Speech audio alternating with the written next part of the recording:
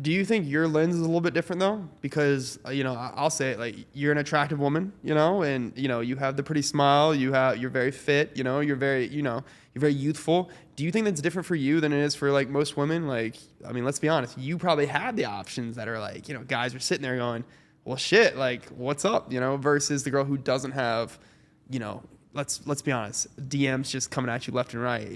No, I mean, I agree with you, but there is so much power of feeling confident. Right.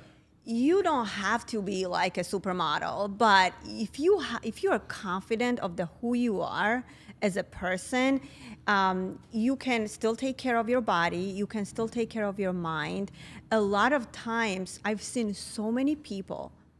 I mean, here, especially in Miami, so many pretty handsome people. But if they're empty inside, you lose the interest. Gotcha. But if they have some time, if they're educated, they're funny, and they are confident. Right. And a lot of people ask me, how do you feel confident? And it's going back to taking action and learning and growing as a person. So when you are showing up as your best self, you attract right people. I'm so big of a fan of that, what you said with confidence and action being direct linked. My dad gave a speech recently, and he would just like ask me, like, when I speak, he's like, what do you do? And I say, get it rolling. I said, action leads to the confidence. Exactly. It's like, it's not you go into a situation confident. It's like, start. Like, I used to play college football, and you'd have jitters before a game. And when you have too many jitters, you start freezing. Yeah. Well, the only way to get through that is to start hitting someone or get moving.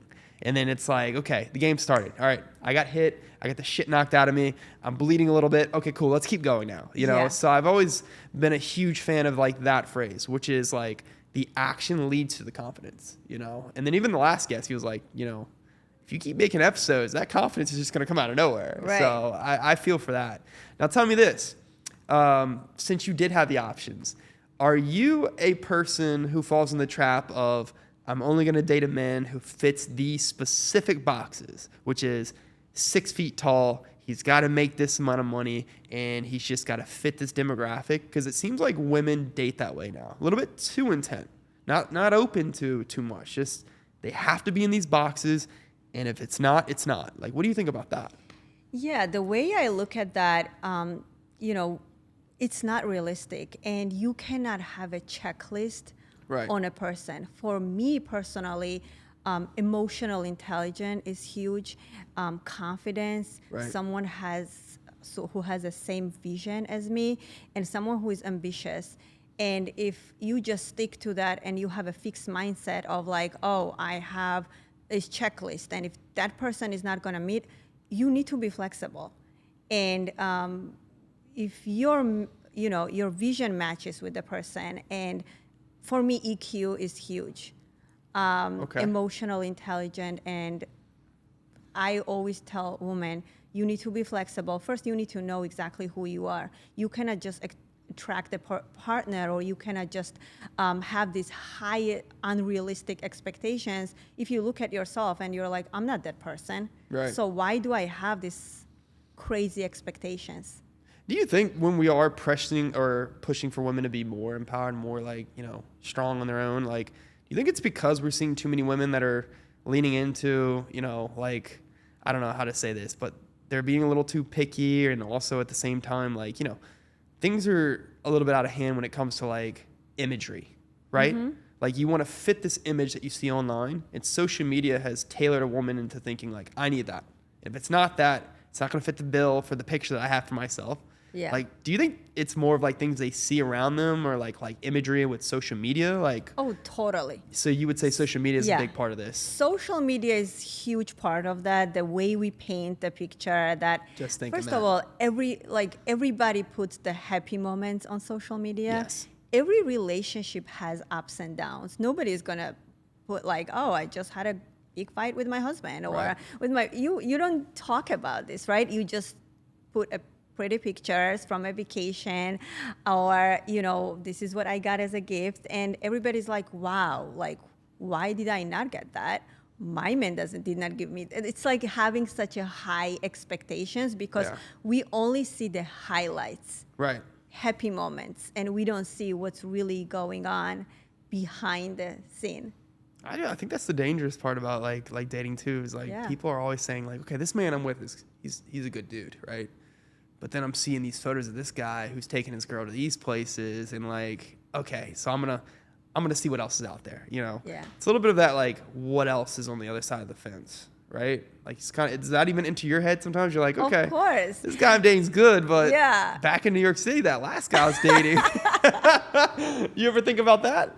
No, you know what? I always say it's, first of all, it's a communication. I think in every relationship, friendship or romantic relationship, it's gonna work if you have an open communication. And it's not even expectations, but hey, this is how I see our relationship, or having a monthly date, or like having a plans together. I think it's all about teamwork. I think relationship is a teamwork.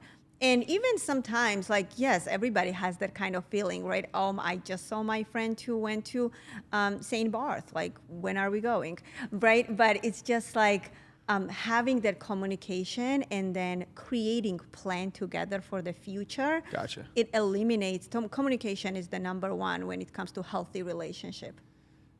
Do you think men sometimes can be over communicating, like saying too much of their feelings to women? Do you think that sometimes like pushes women like away from men? That's a question for me, because I would understand like there are some men who are a little bit too in their feelings, and then they present that to a woman like a little too much, or they communicate too much, and it's almost like he's oversharing. So how do you feel? Is it like at the beginning you think sometimes men do like, share more, or?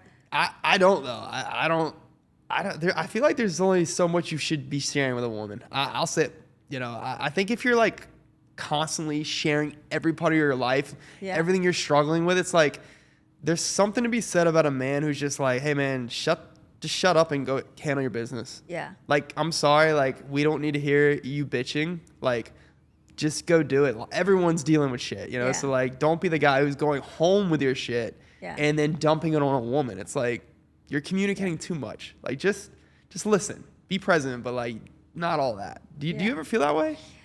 I think the listening is important, first of all, and usually women tend to overshare versus men. Like, there you go. We overshare, and knowing what to share, knowing, sometimes it's the place. It's if your man is tired, you don't want to also overshare, but I think it's okay. I mean, for me personally, it's okay to share, especially if you're in not a beginning stages, but like over 1 year in a relationship and you are just sharing your feelings or how was your day.